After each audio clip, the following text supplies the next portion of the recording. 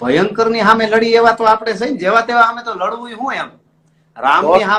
રામની સામે રાવણ જેવો દુશ્મન હોય તો જ રામ ને હજી સુધી રામાયણ ને વાંચવી પડે, યુદ્ધના મેદાન ની બધી વાતો કરવી પડે. હવે જેવા તેવા આમાં લડ્યા હોય જો તો એની વાતો ન રહે, એમ ભયંકર ની સામે જ લડવાનું. તો નમસ્કાર મિત્રો, તમે વિડીયો સાંભળી લીધો છે અને ખરેખર એવા બધા કલાકારો મિત્રો આવી રહ્યા છે મેદાનમાં ખજૂરભાઈની સપોર્ટમાં. એટલે કે કીર્તિ પટેલે જે વિવાદ ઉપાડ્યો હતો તેને લઈને અત્યારે બધા જેટલા પણ કલાકારો છે, નામી અનામી બધા લોકો અને કલાકારો બધા મિત્રો ખજૂરભાઈના સપોર્ટમાં છે. પહેલાના સમયે ખજૂરભાઈ શું કર્યું મિત્રો, એ તો બધા કીર્તિ પટેલ આ કાંડ ખોલી રહ્યા છે. પણ મિત્રો આપણને અમુક વાત એ ખોટી પણ લાગે છે. તેને લઈને મિત્રો રાજભા ગઢવી જે મિત્રો અત્યારે ટ્રેન્ડિંગમાં આવ્યા છે, રાજભા ગઢવી એવું કહી રહ્યા છે કે જેવા તેવા હામ હું લડું, કે લડું તો રામ કેમ રાવણ હામું લડ્યો હતો એવી રીતનું લડાય. એટલે કે આપણે રામાયણ હજી પણ બધા લોકો વાંચવી છે. તો મિત્રો આ દેવા ખવડાનો પણ ઘણો બધો વિડીયો વાયરલ થયો છે અને કમન સાંતલેનો પણ ઘણો બધો વિડીયો વાયરલ થયો છે. તો બધા લોકો મિત્રો ખજૂરભાઈના સપોર્ટમાં છે અને ખજૂરભાઈના સપોર્ટમાં રહેવાના છે.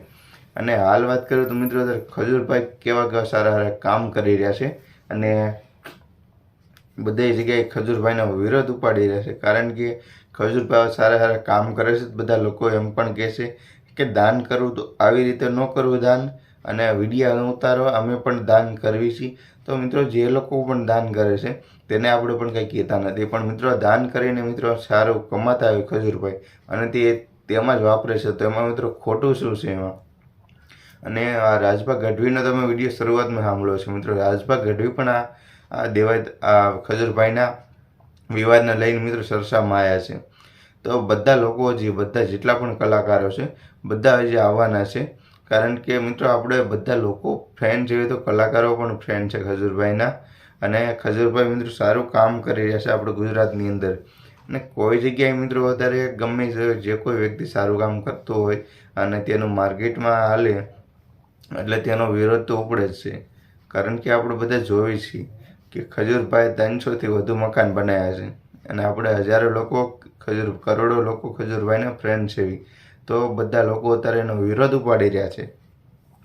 તો મિત્રો હું તો ખજૂરભાઈના એટલે કે ફેન છો એટલે એના સપોર્ટમાં છું. કારણ કે કીર્તિ પટેલનો આપણો કોઈ વિવાદ નથી કરતા, પણ એની અમુક વાત મિત્રો આપણને સાચી નથી લાગતી. અને કીર્તિ પટેલે બધી જગ્યાએ વિવાદમાં મિત્રો એન્ટ્રી હોય છે અને ત્યાં ખજૂરભાઈ કંઈ જવાબ નથી આપ્યો. ખાલી રાજભા ગઢવી સાથે વાત કરતા હતા ખજૂરભાઈ કે આપણે આનો વિરોધ અત્યારે ન કરવાનો, જે રાવણ સાથે બાંધે ને રામ અને તો જ કે એનો ઇતિહાસ લખાય.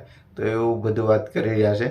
અને ત્યારબાદ મિત્રો જે આપણે ગમન સાંથલેનો પણ એક ફોન કર્યો હતો કીર્તિ પટેલે, એનો કોલ રેકોર્ડિંગ છે નેક્સ્ટ વિડીયોમાં જોવા મળશે તમને.